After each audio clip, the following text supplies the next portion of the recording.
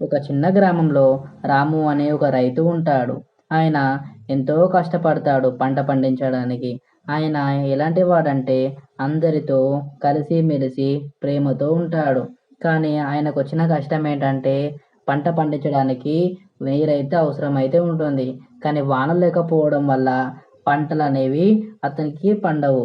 ఆ తర్వాత ఆయన ఒకరోజు కూర్చొని ఏడుస్తుండగా దేవుడు కరుణించి అప్పుడే వాననైతే కురిపిస్తాడు. అప్పుడు ఆ పంట అనేది బాగా పండి ఆయన చేతికైతే వస్తుంది. రెండో కథలోకి వెళ్ళిపోదాం. ఒక చిన్న అడవిలో ఎన్నో చీమలైతే నివసిస్తూ ఉంటాయి. అప్పుడు ఆ చీమలు ఆహారం కోసం వెతుకుతూ ఉంటాయి.